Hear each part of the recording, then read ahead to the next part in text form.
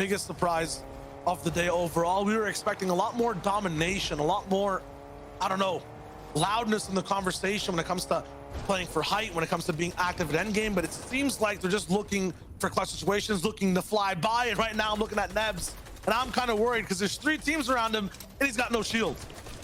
No shield. And this is it here, stomping Nebs in pink. We were talking about them earlier, how now they have to survive this juncture right now, and Red Rush mapping his Asterios. They're here to put a little bit more pressure into this fight, a little bit more messy here, and you don't want to fight around that upgrade station because sometimes you can't build to it. It gets a little bit weird. Nebs, Stompy, and Pink are going to retreat back into metal builds here as the Asterios, Red Rush, and Mappy here are going to go ahead and pick up Micken up here, and Sai is just has to totally disengage and get out of here. Now, quickly before, you mentioned Vino, Tayson, and Reason, right? They are at least, they're turning it around. Past 2 games, 6th place and 3rd place. So, hey, they're putting it together. They got about 94 points. They're doing a lot better than day one. Usually ramping up for something good. The only issue I have with that team right now is they don't have, like, you know, that big power game coming in. They've kind of been just in the shadows. They're picking up a lot of the scraps overall, but to win EU, it feels like you might have to have, you know, that one victory royale that really puts you all the way up in the lead. Sai getting taken out. I don't think by Stompy entirely. We'll see with the Stump right here because I didn't see the knock. They'll shake down to have a little bit of an idea to see where people are. It was Pink. Now Micken up might be hunted down in these builds. What a great response, though. They were in a tough spot. They were hunkered down in their builds and metal, able to respond, get back into fighting health here. So gonna go for the edit through, trying to push through, and yes, pushes him right into his teammate's hands there. And Pink cleans up that engagement as well. It was so funny, you know, again, I was going to social media to see what Stompy was saying, and Pink responds, I helped carry him there. So that's what you love to see, teammates going back and forth and having fun with it all. But right now, we talked about it, that ultimate third party, now it's kind of bled through these rotations right now, and Savage and Greatest are clashing with top 2. Yeah, they are, and Hen's also inside the conversation. I don't think Savage knows there's a trio right behind him. The beam will come through as he tries to farm up a little bit of metal for that end game, and now Savage and Rescar, they understand what's really at stake around them. They're pinched between 2 teams that really like to get all the way towards the end when they play for Search. The gravity of the situation is getting thicker. The air is getting denser. And speaking of the air up there, it is Aqua. And now Savage going up against the top of the board again. Last time it was Kirachi at 4th place, taking him down. Now he has to deal with Vidil, who is currently sitting in, who slipped out of the top 3, now in 8th place. And luckily the Parasite there takes a brunt of that damage. It's like a helmet almost there.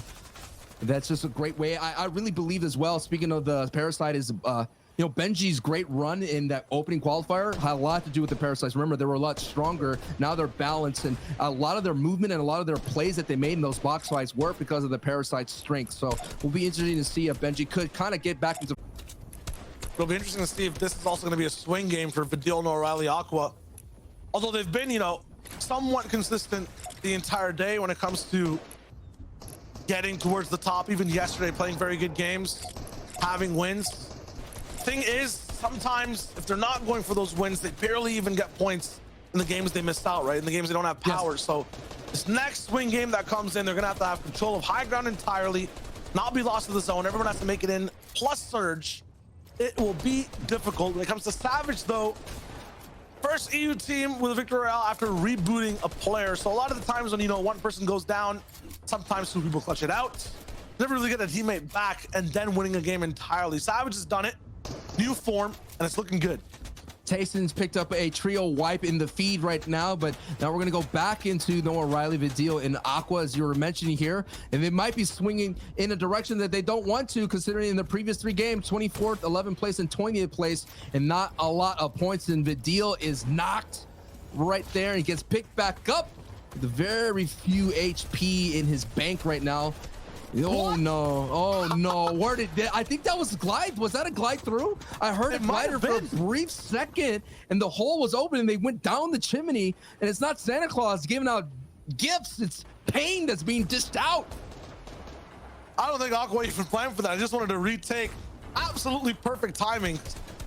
Really unfortunate for Toasty, who kind of falls to those builds. And now Elder, Rotary, they're going to be looking for the game. Only 2 players. The reboot won't be anywhere close by either. I mean, free for Aqua though. I was about to say with Vidil knocked, right? That is an issue. They like to go past this mid game unscathed, and they usually don't gain anything either. They're pretty passive until the very end. They got affected. I was about to say that's bad, but then a free Elam falls with that chimney. Christmas time. Yeah. Absolutely. It could be that refresh that you need there. And I saw this last season with Vidil and Noah Riley. The reason was it's these rotations that they kind of fell down to early on. And this is it. If they could survive this engagement with Aqua here, that's going to be huge. And no matter what, you know, I'd rather survive that right there and get those placement points. But I'm just surprised that this engagement has been going on for so long. Talk about a battle. Savage got elimination, and Janice and Chapix are inching closer and closer into this conversation. They are eavesdropping into this Hottie, Tripper, and Eelcrest battle. It might be time to hang up the phone. We got to move, Sancho. 40 seconds. The zone's about to come in. Not even on the screen for Refsguard, Savage, and Andretta just yet. And Genesis Chapix are waiting to see exactly what the move will be here. I tag up this trio as they go across and try to get towards a certain point. We'll have to go right by a river. Bridge where Trio's probably held up, farming a lot of metal. We see one over there, but not sure exactly who it is. Surge won't be that big of a problem either with 71 players here. So everyone gets to play their zone. Wings and full net right below them. Elder, Vidil, this fight's actually going straight towards the very end now. Lots of shield loss on Noah Riley and Aqua's side. It's a 2v3, and they're still having trouble just confirming this fight. Haymakers are just going back and forth on all sides of the map right here. This is kind of the same situation that we were on board with Refsguard here. Always on height, has the man advantage against Rotary, and Elder now is on the back foot. Elder goes down. Rotary now is just being barreled, stuffed, and out. It was really solid work there. Oh, there it is. Elder says poop pow, surprise, but Vidil, no scare tactics here. This man does not get afraid in the scary movie. That's the first signs of life from this trio when it comes to mid game. Past that, for everyone else, they're finally getting active, getting moving. All the way a second zone starts to close. Is that another player right above Savage on the backside of Solo, just waiting for him to move? There's no way these guys have to go through every single trap in the game to just make it past, you know, that mid game portion. Refsguard too, he doesn't have these inflatables to really move around. He's gonna be kind of in trouble, worried. Guys, please don't leave me behind. Wings and full net, they're trying to take me. It's all good though. They make it to a house, they get to refresh a little bit and then move on. I'm getting deja vu, man. Last season, this is where Savage and Refsguard and Andretta, they had that day. This was getting closer and closer to the final frame of game 12. Right now, they're still navigating, still some very close moments for Savage, Refsguard, and Andretta. I think they saw at least 4 or 5 trios sitting up there in that battle. So, hey, that's what's going to have to take there. You're going to have to move on through. They're currently sitting on top 3, and now we're on board with number 8 here, going to glide through, and they're going to go right past the neighborhood of the Kiriachi, who's now slid down to 4th place, who's been in first for a long time in this set of games. I'm wondering, how did Aqua, how did Savage, when the zone was all the way and weeping, get such a, you know, good priority? And then once center, once it's closer to their POI, almost near Steamy, they're having trouble rotating in. It's true. I mean, the disengage is happening. The third parties, you know, we talked about it, those home zones, that gives open, like the secondary zones end up getting taken out by other trios.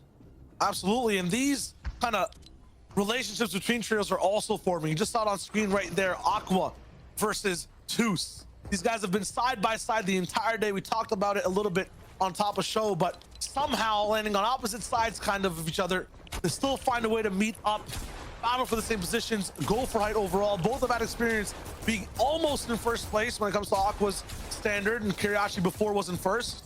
Now they're kind of closer to each other. Kiriachi 4th place overall, Aqua 8th.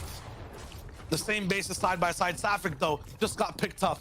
Service catching up. Look at the HP soon. There it is. And the mech kit popped off. Default's to be affected. Their fighter is down for now, but this duo can still clutch it up. You talked about people being close to each other, and then Sapphic and definitely Malibuka are going to get a lot closer, because I think Malibuka is making adjustments and pushing towards that Dirty Docks area, considering that he is being pushed out as Steamy Stacks there. There goes the launch pad. They're going to glide on through. Hopefully no eyes are looking their way. Now you talked about the fighter defaults out, so it's up to Sapphic and Putrick to get closer into the zone. What a great glide. No tags their way, and they're going to have the ability to walk on through. There is a little bit of pressure there, but here it is. All eyes are right now on Hottie, Tripper, and Eelcrest, the ultimate third party, the instigators here, feeling the pressure and feeling the burn now, and this is what